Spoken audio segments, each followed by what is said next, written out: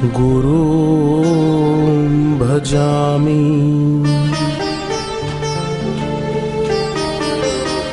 श्रीमत्परब्रह्म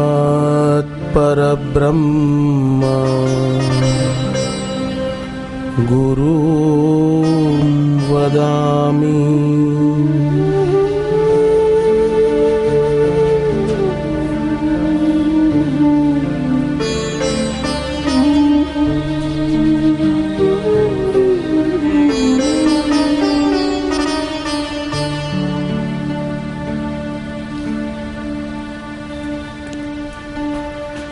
गुरुदेव के पावन दर्शन और सत्संग के लिए जो भी सौभाग्यशाली आए हैं उन सभी के चरणों में वंदन।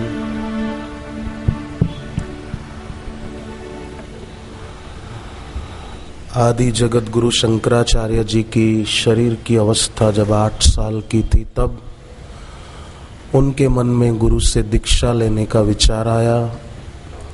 गुरु रहते थे उनके नर्मदा किनारे मध्य प्रदेश में ओमकारेश्वर तीर्थ में।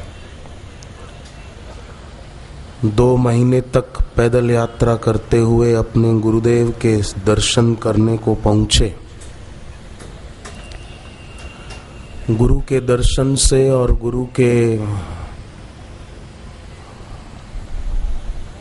वचनामृत का श्रवण करने से जो लाभ होता है वो लाभ एक भक्त ही जान सकता है। वशिष्ठ जी महाराज कहते थे राम जी को कि हे राम, कमल के फूल खिलते हैं, भंवरे आकर रस लेते हैं, तो पेड़ों पर बैठे हुए, तालाब किनारे वृक्षों पर बैठे हुए कौवे काँव काँव करते हैं कि इन भंवरों को कमल के फूल पर बैठने से क्या मिलता होगा। पर हे रामचंद्र जी, भंवरे को कमल के फूल पर बैठने से क्या मिल रहा है वो मूर्ख कौवा क्या जाने कि कैसा रस उसको मिलता है। उसी प्रकार सद्गुरु के सत्संग से साधकों को क्या मिलता है, वो अज्ञानी मूढ़ जो तामसी बुद्धि के हैं, गलत को सही मानते हैं और सही को गलत मानते हैं, वो बेचारे क्या जाने। जन्म से ही जो नेत्रहीन हो वो प्रकाश की व्याख्या क्या करेगा और क्या उसके बारे में कल्पना करेगा। जन्म से ही जो बीमार हो वो स्वास्थ्य की परिभाषा क्या जान पाएगा, क्या बोल पाएगा। समुद्र किनारे रेत पर खड़ा है और सागर की गहराई की बात करे तो क्या करेगा वो। जमीन पर खड़ा है और एवरेस्ट की ऊंचाई की बात कर रहा है कल्पना करके, वो क्या कर पाएगा। तो भक्त साधक भले कहीं भी रहते हों, चाहे देश में चाहे विदेश में, वो अपने भक्ति भाव के कारण अपने आराध्य देव के बहुत निकट हो जाते हैं। स्थान की दूरी उनके लिए समाप्त हो जाती है। भागवत के गोपी गीत में गोपियों ने भगवान कृष्ण को सुमरण करते हुए बड़े सुंदर शब्द गोपी गीत में कहे। उसमें एक गोपियां कहती है, भागवत के 10वें स्कंद में ये बातें आती है, गोपियां भगवान के साथ खेल रही हैं और अचानक गोपियों को हुआ थोड़े समय के लिए अहम आया, भगवान अंतर्धान हो गए। गोपियों की नजर भगवान पर से हटकर स्वयं पर गई, भगवान अंतर्धान हो गए। गोपियां बड़ी भाग्यशाली रहीं कि भगवान पर से नजर हटी तो किसी दूसरे पर नहीं गई। आज संसार में लोगों की नजर दूसरों पर बहुत रहती है, इसने कैसे कपड़े पहने, इसका मकान कैसा बढ़िया, इसके पास गाड़ी कितनी अच्छी है, इसके पास पैसा कितना है। दूसरों पर नजर रहती है, पर गोपियों की नजर दूसरों पर न गई, स्वयं पर गई और तुरंत अपनी भूल का एहसास हुआ और वे फिर भगवान को खोजने लगी। खोजते खोजते भगवान ने भी ऐसी लीला की कि भगवान कृष्ण चतुर्भुज विष्णु रूप लेकर गोपियों के रास्ते में खड़े हो गए। अब साक्षात भगवान विष्णु चतुर्भुज रूप में सुंदर दर्शन दे रहे हैं और गोपियां कहती हैं कि आपने हमारे कृष्ण को देखा।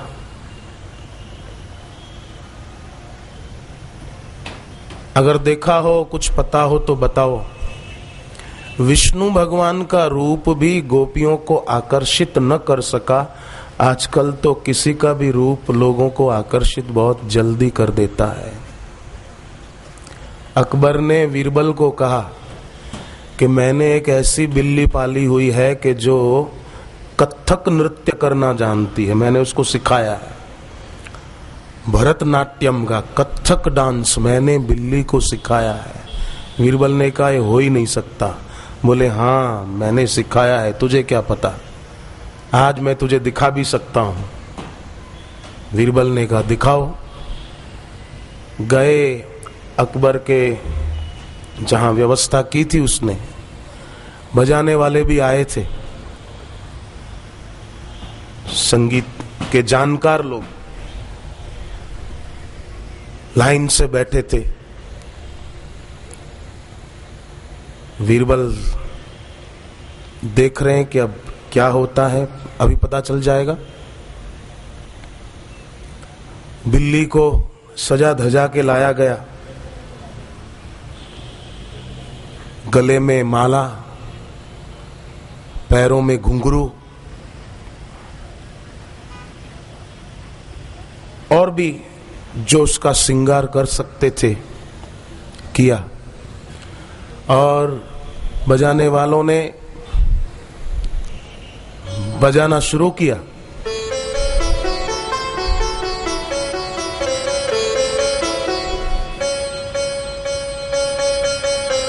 और बिल्ली अकबर की सिखाई हुई पैरों में घुंघरू बंधे हुए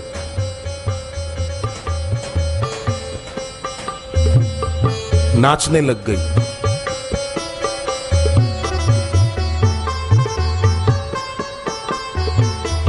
आदमी का मन कैसा है देखो, तुरंत कल्पना कर लेता है कि बिल्ली कैसे नाच रही होगी।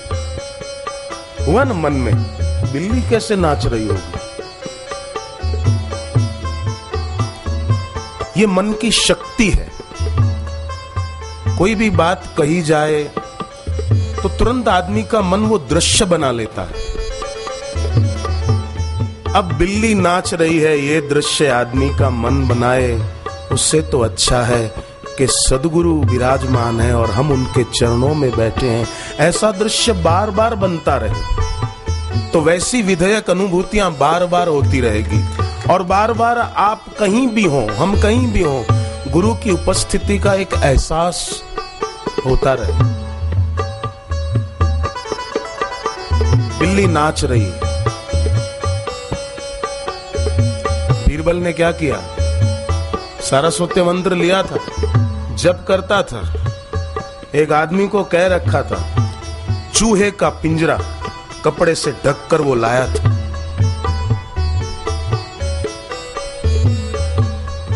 और बिल्ली की नजर पड़े उस ढंग से उसने धीरे से पिंजरे पर से कपड़ा हटाया। कपड़ा हटाया और चूहे को पिंजरे में देखते ही बिल्ली की सारी सभ्यता गुम। बजाने वाले बेचारे बजाते ही रह गए, बिल्ली ने नाचना बंद कर दिया। और चूहे को छोड़ा गया तो बिल्ली भाग गई, बजाने वाले बैठे रह गए। वो करते भी क्या, भाग गई नाचने वाली। इंसान की सभ्यता भी न जाने कोई कोई वस्तु को देखकर उसकी सभ्यता धरी रह जाती है। और चलो ये खा लेते हैं, चलो ये पी लेते हैं, चलो उधर चले जाते हैं, चलो उधर। तो ये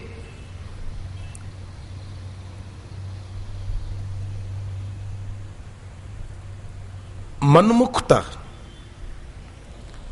दूर होकर भक्ति बढ़े हम सब की। इसीलिए एक सुंदर संकेत गोपियों ने किया कि भगवान पर से नजर हटी तो दूसरे पर नहीं गई, स्वयं पर गई।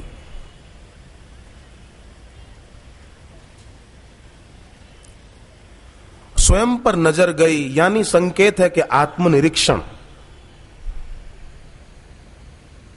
ये एक बड़ी साधना है, अपने अंतर में झांकना कि रे मेरा मन अभी कहां कहां आकर्षित हो रहा है और कितना आकर्षण छूटा है, वस्तु का छूटा, पैसों का छूटा। जैसे मनु शत्रुपा दोनों पति पत्नी विचार करते हैं कि हमारी इतनी बड़ी उम्र हो गई, अभी तक हमको वैराग्य क्यों नहीं आया। गोपियों की नजर स्वयं पर गई, भूल समझ में आई, और भगवान ने देखा कि भूल समझ में आई तो भगवान ने फिर कृपा भी कर दी। तो गोपियों ने गोपी गीत जो 19 श्लोक कहे हैं उसमें एक बड़ा प्यारा है, सब अच्छे हैं पर एक गोपियां कहती हैं, व्रज जनार्हितं वीरयोषितां निज जनस्मय ध्वंसन स्मितः।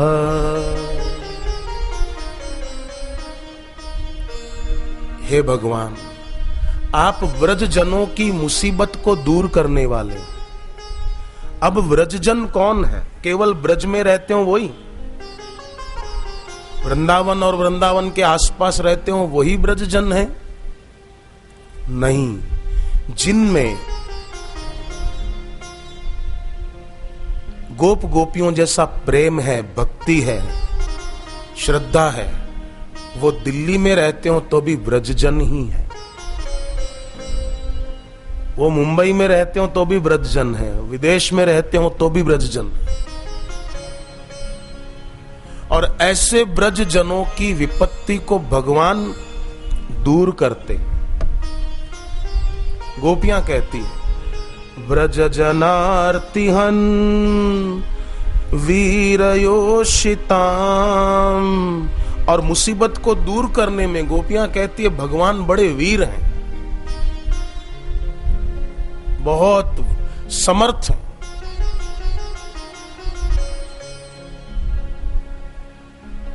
सब विधि काज घटब में तोरे, ये भी भगवान ने कहा है सुग्रीव को। जब हनुमान जी ने लंका से लौटकर राम जी को सीता जी के बारे में बताया कि प्रभु मैं जब लौट रहा था तो मैंने सीता माता को पूछा कि राम जी के लिए कुछ कहना है, तब प्रभु उन्होंने तो बहुत कुछ कहा पर मैं सब आपको क्या कहूं। सीता के अति विपत्ति विशाला, बिनहि कहे भल दीन दयाला। प्रभु सीता जी तो विरह अग्नि तनुतूल समीरा, श्वास जाय छन माही, श्वास जरहि छन माही शरीरा, नयन स्रवहि जल निज हित लागी, जरे न पाव देह बिरहागी। हनुमान जी कहते हैं प्रभु विरह अग्नि है, आपका वियोग, आपका विरह, आप यहां हैं, सीता जी वहां हैं। विरह अग्नि है और शरीर रुई है और श्वास पवन है। अग्नि और हवा का संयोग होने से ये शरीर क्षण मात्र में जल सकता है, परंतु उनकी आंखें नयन स्रवहि जल निज हित लागी, उनकी आंखें तरसती हैं आपके दर्शन को। उनकी आंखें तरसती हैं आपके दर्शन को, और जब आपके दर्शन नहीं हो पाते तो उनकी आंखें बरसती हैं। और जब नयन श्रवहि जल, तो आंखों से जल बहने के कारण विरह की अग्नि शरीर रूपी रुई को जलाती नहीं। तो एक ये भी होता है भक्तों के जीवन में कि अपने आराध्य से दूरी होने पर, अति प्रेम के कारण आंखों से भक्ति भाव के आंसू भी बहते, और वो आंसू दुख के नहीं होते, वो आंसू परम आनंद के होते हैं। वो आंसू दुखदाई नहीं होते हैं, महासुखदाई होते हैं। जैसे आसमान से बारिश होती है, वो जमीन के अंदर जाकर कुछ ही समय में जमीन को हरा भरा कर देती, उसी प्रकार बाहर से तो दूरी है पर अंदर से दूरी नहीं है प्रेम के कारण। और उस प्रेम अतिरेक के कारण वियोग में भी मिलन भासता है भीतर से।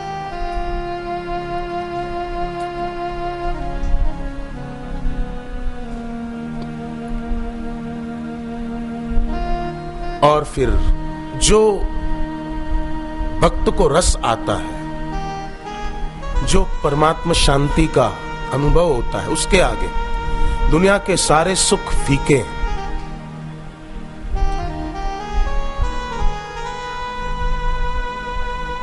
आप सभी साधक जो यहां बैठे हैं, अपने घर पे गुरु मंत्र का जप करते हुए, कभी गुरुदेव की पूजा करते हुए, कभी महाशिवरात्रि का पर्व आया उपवास करते हुए आपने जप किया होगा, तो वो जप करते करते कई बार आपको ऐसा महसूस हुआ होगा कि मानो गुरुदेव की तस्वीर नहीं है, ये गुरु है। और मैं एक प्रार्थना और करूं, जिनके लिए सचमुच गुरु साक्षात ब्रह्म है, उनके लिए सामने तस्वीर तो नाम की होगी, और उनके लिए तो साक्षात गुरु ही होंगे। और वे जब आरती का दीपक जलाकर पूजा करेंगे तो तस्वीर की नहीं, गुरु की करेंगे। हम अपने घर पे दीपक तस्वीर के आगे नहीं जलाते, हम अपने घर पे दिया बापू के लिए जलाते, तस्वीर के लिए कोई नहीं जलाता। और जिसने तस्वीर के लिए जलाया उसने सच्ची पूजा जानी ही नहीं। और जिसने सच्चे दिल से पूजा की उसके लिए तस्वीर थी ही नहीं, उसके लिए तो गुरु ही।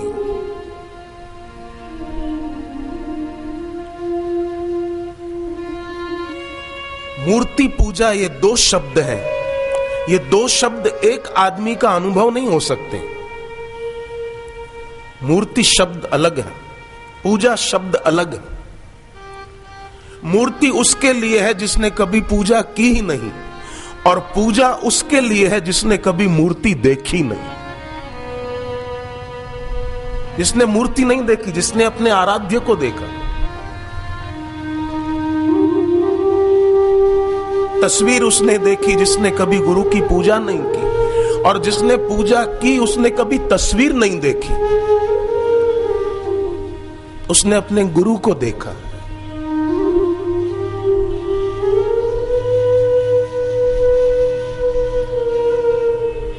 उसके लिए गुरु की मूरत सूरत बन जाती है।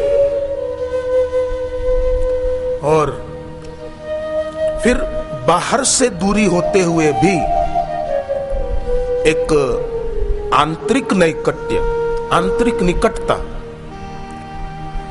वो बनी रहती है।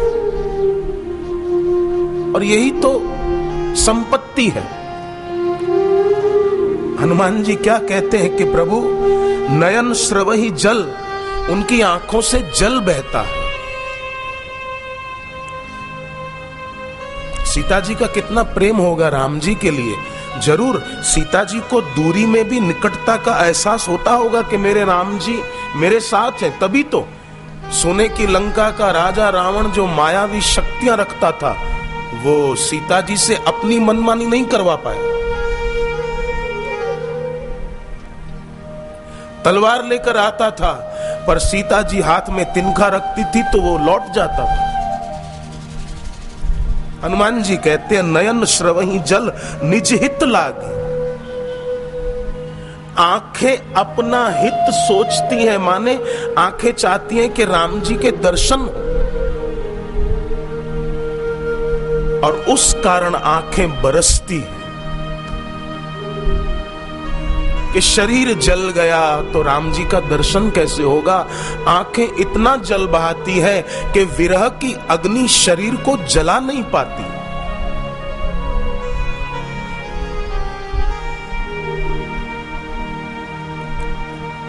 कितना प्रेम होगा। और फिर सीता जी की ऐसी स्थिति सुनकर भगवान राम क्या बोले हनुमान जी के आगे, सुनी सीता दुख प्रभु सुख आयना। अब सुनिए सीता जी का क्या हाल है, ये राम जी ने सुना हनुमान जी के मुख से।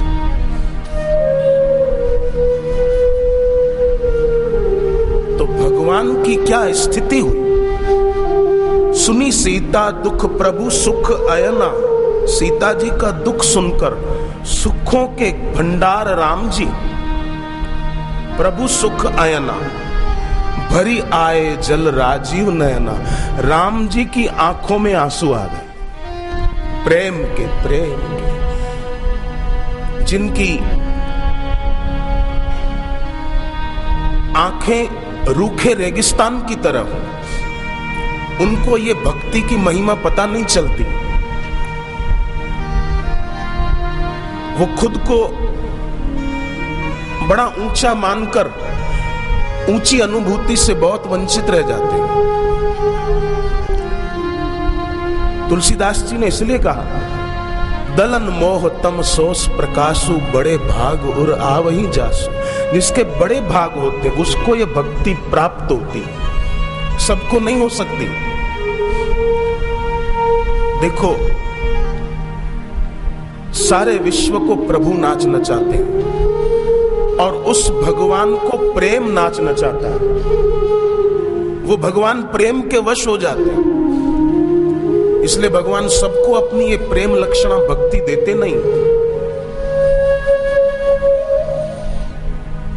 उसी कारण तो देखो कई लोग संतों महापुरुषों की आलोचना में भी तो लग जाते हैं। उनका भक्ति से दूर का वास्ता नहीं है। भगवान सबको नहीं देते। बड़े भाग उर आवहि जासु। जिसके बड़े भाग होते हैं, भगवान जिसको खूब अपना मानते हैं, उसी को ये प्रेम लक्षणा भक्ति प्राप्त होती है। उन्हीं की नजर स्वयं पर, ईश्वर पर, गुरु पर होती है। उनकी दृष्टि में दूसरे पदार्थ महत्वपूर्ण नहीं होते। उनकी दृष्टि में गुरु, भगवान, भगवान का नाम, गुरु का ज्ञान, वो महत्वपूर्ण होता है। जैसे आप लोग आते हैं हर पूर्णिमा पर गुरुदेव के दर्शन के लिए, कई पूनम व्रतधारी और दूर दूर से गुरुदेव के दर्शन के लिए आते हैं। मार्ग में कई कठिनाइयां सह लेते हैं, भूख प्यास सह लेते हैं, असुविधाओं के कारण जो परेशानी होती है वो भी सह लेते हैं, कोई बात नहीं। पर देखते हैं कि उसके सामने जो हमको मिलेगा वो बड़ा अनमोल है। गुरुदेव का सत्संग, गुरुदेव की दृष्टि, गुरुदेव का सानिध्य, गुरु के शरीर को छूकर आती हुई हवा, जो हमारे दिल को भी पवित्र करेगी।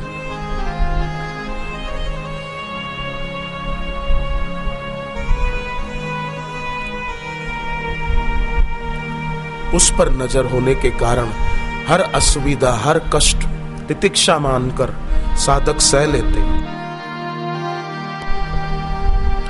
तो राम जी कहते हैं,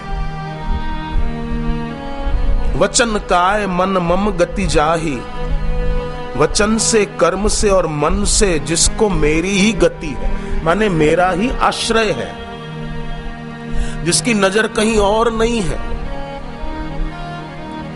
जिसकी नजर केवल मुझ पर है,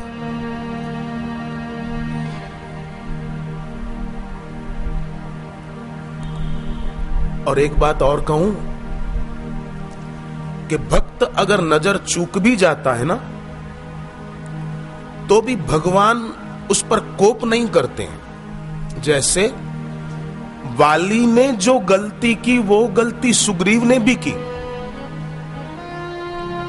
पर राम जी ने सुग्रीव को मार नहीं डाला, वाली को मार डाला पेड़ के पीछे से छुपकर। सुग्रीव को कहां मारा?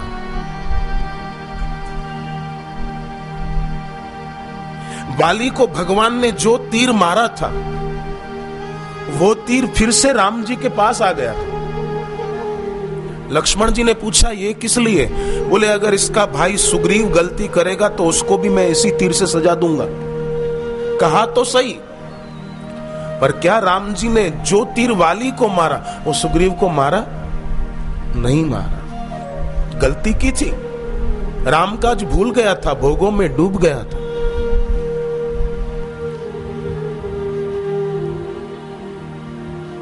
और लक्ष्मण जी तथा हनुमान जी सुग्रीव को राम काज की याद दिलाते। तब सुग्रीव कहते अपने समस्त भाइयों को, साथियों को,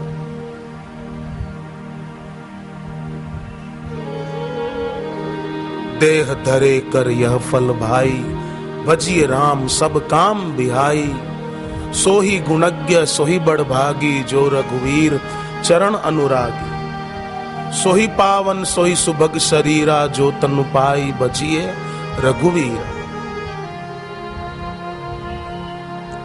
राम जी कहते हैं हनुमान जी को, मन वचन और शरीर से जिससे मेरी ही गति, माने मेरा ही आश्रय है,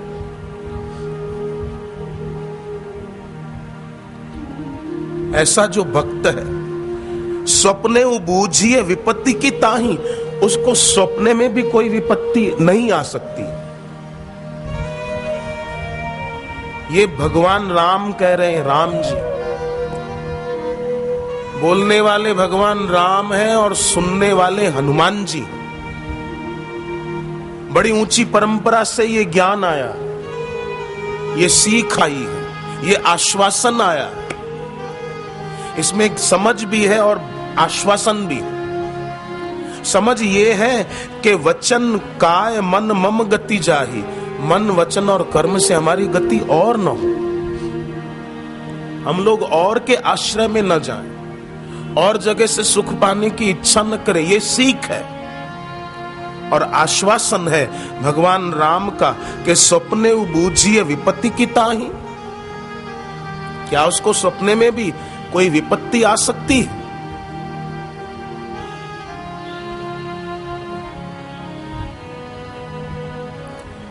आपने कभी सोचा है कि भगवान शिव जी के गले में जो मुंडों की माला है, खोपड़ियों की माला, मुंड माला शिव जी के गले में हम देखते हैं कई मंदिरों में, कई चित्रों में।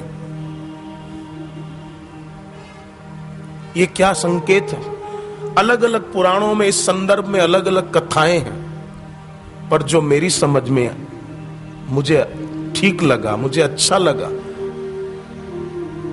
वो मैं आपके आगे रखूं कि शिवजी के गले में ये मुंड माला, ये संकेत है कि जो भगवान और भगवत प्राप्त गुरु के आश्रित होते हैं, उन आश्रितों के प्रारब्ध की माला, भगवान उनके दुखद प्रारब्ध को अपने ऊपर ले लेते और उनके जीवन में सुख और शांति भर देते।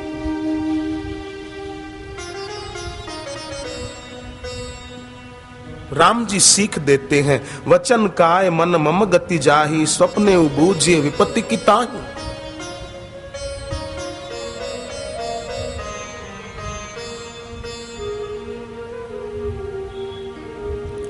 गोपियों ने इसी अर्थ में कहा, ब्रज जनार्तिहन वीरयोषिताम निज जन स्मय ध्वंसन स्मितः। निज जनों के दोष को दूर करते हैं और निज जनों की, व्रज जनों की मुसीबत को दूर करते हैं, और मुसीबत दूर करने में वो बड़े वीर हैं।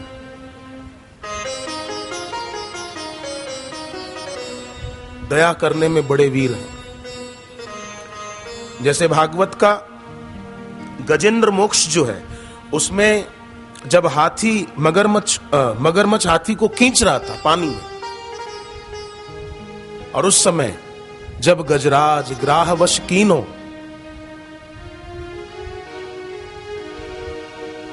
जब गजराज ग्राहवश कीनो, जब गजराज ग्राहवश कीन्हो, तब हरि नाम पुकारी, तब हरि नाम पुकारी। गज के फंद छुड़ावन कारण, गज के फंद छुड़ावन कारण। धाय गरुड़ सवारी, हरि तुम भक्तन के हितकारी, हरि तुम भक्तन के हितकारी। हरे राम राम राम हरे हरे, हरे राम राम राम हरे हरे। हरे कृष्णा कृष्णा कृष्णा हरे हरे, हरे कृष्णा कृष्णा कृष्णा हरे हरे। हरे राम राम राम हरे हरे, हरे राम राम हरे हरे।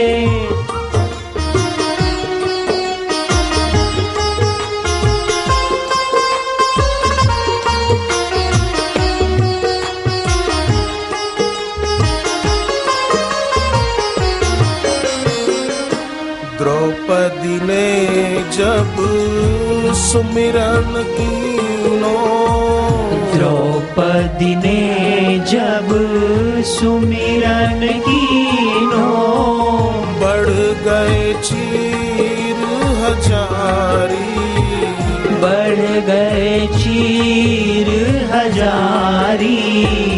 हे प्रभु अब मैं शरण में आयो, हे प्रभु अब मैं शरण में आयो।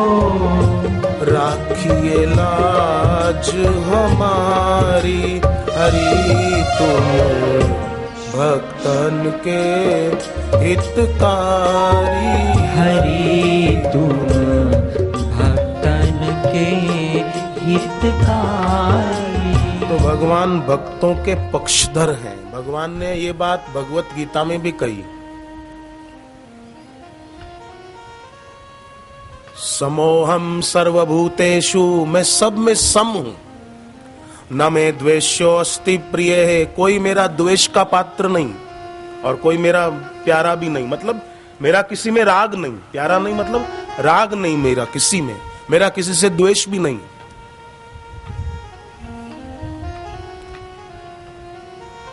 फिर भी श्लोक के अगले चरण में भगवान कहते हैं, ये तू भजंती माम भक्त्या, जो मुझे भक्ति भाव से भजते हैं तो मई तेषु चाप्य, मैं भी उसको भजता हूं। यही बात देवगुरु बृहस्पति ने देवताओं के राजा इंद्र के आगे अपने ढंग से कही, यद्यपि सम नहीं राग न रोष, वो ब्रह्म परमात्मा सम है, किसी से राग नहीं, किसी से द्वेष नहीं। यद्यपि सम नहीं राग न रोषु, गहहीन पाप पुण्य गुण दोषु तदपि करही सम विषम विहारा भगत अभगत हृदय अनुसारा। कौरवों को सजा देते हुए दिखते हैं और पांडवों को मदद करते हुए दिखते हैं, पर पांडव भक्त थे और कौरव द्वेषी थे, इसलिए वहां व्यवहार सम विषम दिखा के पांडवों का पक्ष ले रहे हैं।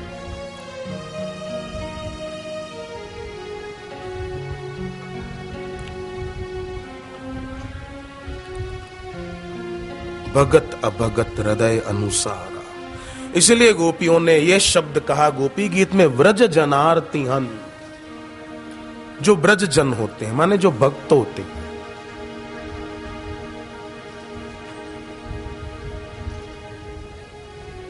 इसलिए हम साधकों को अपने जीवन में कोई कठिनाई आए तो भी शांत रहना है। ये होली का पर्व भी यही संकेत देता है। प्रहलाद जी पर कितनी विपत्तियां आई, पर नष्ट विपत्तियां हुई, प्रहलाद नहीं। ब्रज जनार्ति हन, वही हुआ, प्रहलाद ब्रजजन है।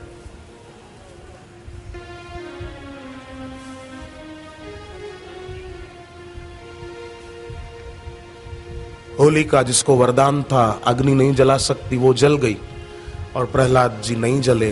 ये है ना ब्रज जनार्ति हन। मीरा ब्रजजन है, जहर दिया गया, जहर पी गई फिर भी मरी नहीं। और आजकल लोग दवाइयां और कैप्सूल खाने के बाद भी मर जाते, टॉनिक पी पी कर मर जाते हैं। शक्तिवर्धक टॉनिक नहीं पीते हैं कई लोग, वो पीने के बावजूद भी मर जाते। वेंटिलेटर पे रखा जाता है तो भी नहीं बचते। और मीरा तो जहर पी गई फिर भी मृत्यु उसको मार न सकी, क्योंकि गोपियों का वचन कितना प्रामाणिक है, व्रज जनार्ति हन। और फिर कहा वीर योषिता, भगवान दया करने में वीर है। तो हाथी को मगरमच्छ जब खींच रहा था तब गजेंद्र ने जो भगवान की स्तुति की, उसमें 2 शब्द ये भी कहे हैं कि दया करने में कभी आलस्य न करने वाले। कभी नहीं पढ़ा हो तो गजेंद्र मोक्ष जरूर पढ़िएगा। जिनके सिर पे कर्जा है वो तो रोज पढ़ो श्रद्धा से कि मेरे सिर पर से भार उतर जाए, रोज पढ़ो। तो बोले रोज पढ़े, हम तो बहुत समय से पढ़ते हैं, कितने टाइम तक पढ़े, कितने वर्षों से खाते हैं। कभी ऐसा सोचा कि अब कितने दिन और रोटी खानी है, कितने दिन और दाल चावल खाने हैं, ये कभी नहीं सोचते। और कितने दिन पाठ करना है और कितने टाइम तक ये व्रत करना है। अरे रोज करो ना, गुरुवार का व्रत करते हो हर सप्ताह करो, पूर्णिमा का व्रत करते हर पूनम को करो, एकादशी का उपवास करते हर एकादशी को करो। उसमें सोचेंगे, ये कभी नहीं सोचते कि चलो बहुत साल हो गए खाना खाते खाते, अब खाना छोड़ देते, अपन तो हवा पे रहेंगे।